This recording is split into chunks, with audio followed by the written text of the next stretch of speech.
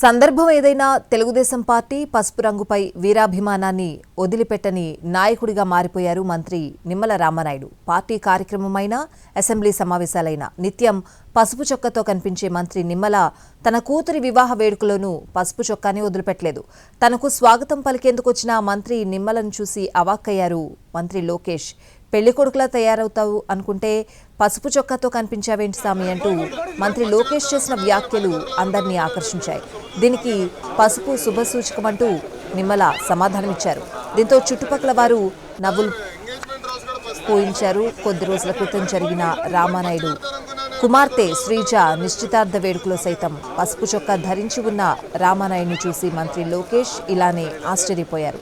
సందర్భం ఏదైనా పసుపు రంగుపై మంత్రి నిమ్మలకున్న అభిమానాన్ని తన కూతుర్ని వివాహ వేడుకలోనూ మరోసారి చూపించారు.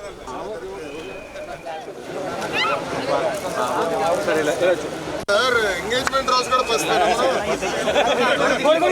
పంచి కడతారనుకున్నా నేను పెళ్లి కొడుకులాగా ఉంటారనుకున్నా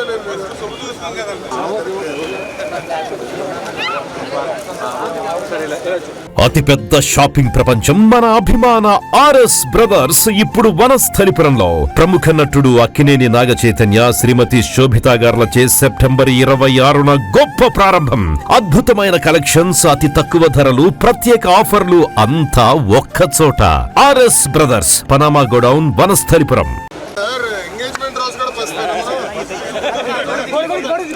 సందర్భం ఏదైనా తెలుగుదేశం పార్టీ పసుపు రంగుపై వీరాభిమానాన్ని వదిలిపెట్టని నాయకుడిగా మారిపోయారు మంత్రి నిమ్మల రామానాయుడు. పార్టీ కార్యక్రమమైన అసెంబ్లీ సమావేశాలైన నిత్యం పసుపు చొక్కాతో కనిపించే మంత్రి నిమ్మల తన కూతురు వివాహ వేడుకలోనూ పసుపు చొక్కాని వదిలిపెట్టలేదు. తనకు స్వాగతం పలికేందుకు వచ్చిన మంత్రి నిమ్మలను చూసి అవాక్కయ్యారు మంత్రి లోకేష్. పెళ్లి కొడుకులా తయారవుతావు అనుకుంటే పసుపు చొక్కాతో కనిపించావేంటి సామి అంటూ మంత్రి లోకేష్ చేసిన వ్యాఖ్యలు అందరినీ ఆకర్షించాయి. దీనికి పసుపు శుభసూచకమంటూ నిమ్మల సమాధానమిచ్చారు. దీంతో చుట్టుపక్కల వారిని నవ్వులు పూయించారు. కొద్ది రోజుల క్రితం జరిగిన రామానాయుడు కుమార్తె శ్రీజ నిశ్చితార్థ వేడుకలో సైతం పసుపు చొక్కా ధరించి ఉన్న రామానాయుడిని చూసి మంత్రి లోకేష్ ఇలానే ఆశ్చర్యపోయారు.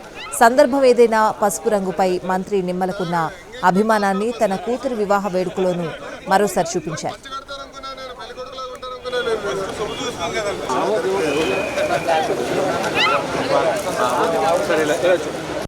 ఎంగేజ్మెంట్ రాసు కూడా పంచి కడతారనుకున్నా నేను పెళ్లి కొడుకులాగా ఉంటారనుకున్నా నేను